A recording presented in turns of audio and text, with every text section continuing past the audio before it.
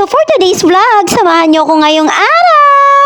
At dahil panibagong umagang kay ganda na naman mga Mima Bells ko, tara samahan nyo akong mag-breakfast. So for our breakfast mga Mima Bells ko is yung tira naming sopas na niluto ng aking asawa kagabi. Mima, ako lang ba naglalagay ng suka sa sopas? If di nyo pa nasusubukan mga Mima, try nyo, masarap. Katabi ko pala yan mga Mima Bells si Bebu. Si Kuya Sandro naman nandun sa kabilang table. Dito pala kami sa sala ngayon nag-aalmusal mga Mima Bells kasi nga medyo umaambon sa labas. So kapag kasi sa labas kami kumain, si Bebu, swear, magpapaambon yan.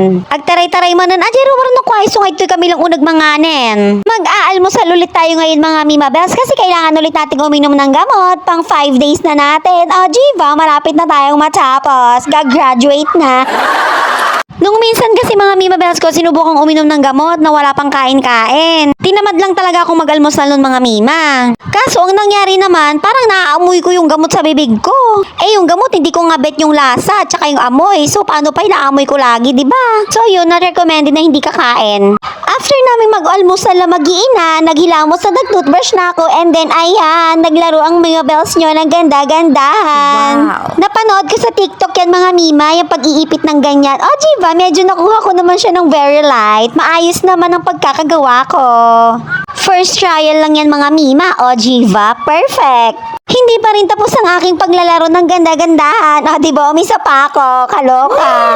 Tuwang-tuwa lang kasi ako mga Mima kasi ang ganda ng kinalabasan niya. First timer yarn.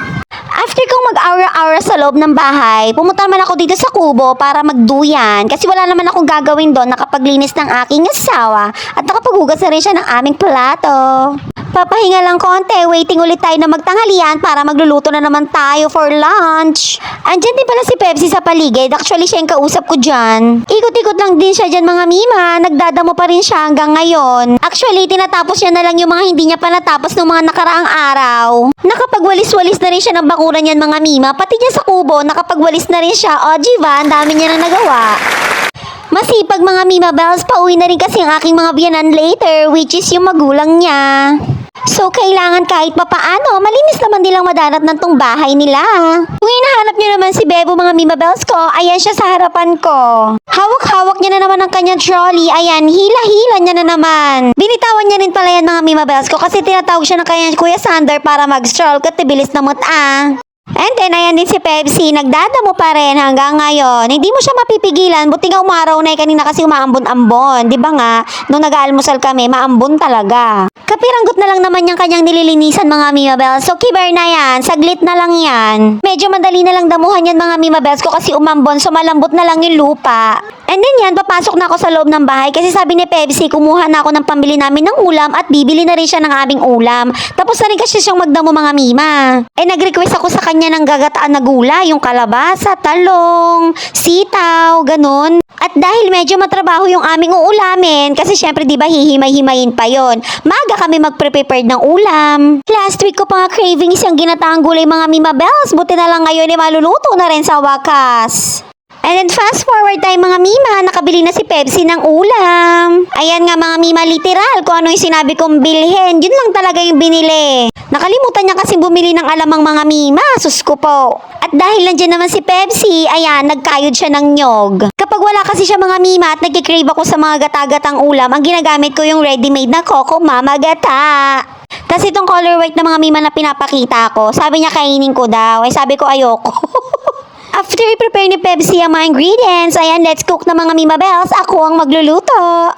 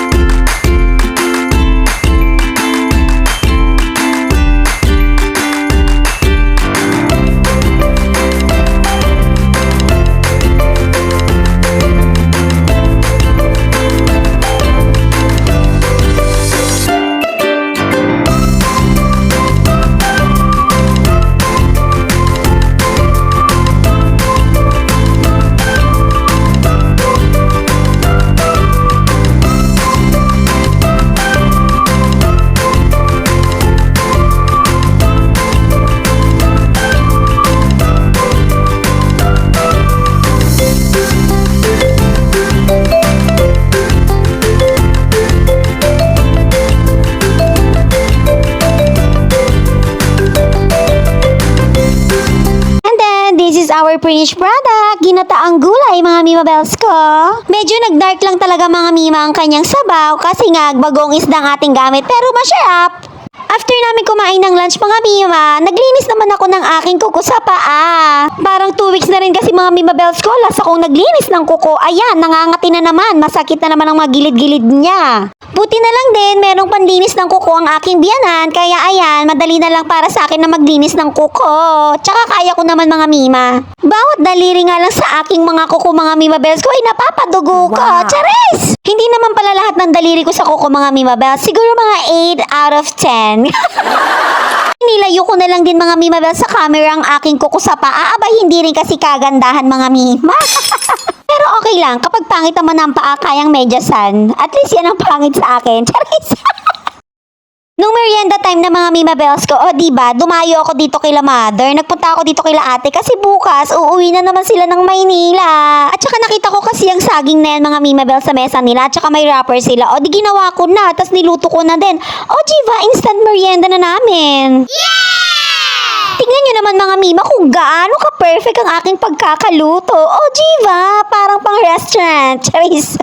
Lang na lang ng sesame seeds sa taas. Diba, ang bongga na tignan yan. And of course, papartira natin yan ng black coffee without sugar. And then ayan, si ate, hinanda niya na rin ng merienda si Sinya Harriet. Pati si mother, dinala niya na rin sa store niya na merienda. Actually mga Mima, hindi kumakain ng turon si Sinya. Ang kinakain niya lang dyan is banana Q. So yung turon na yan, babalatan niya yan, aalisin niya yung wrapper, tapos yung saging lang yung kakainin niya. Ayan nga mga Mima, tignan niya si Sinya, kinikilig pa nga.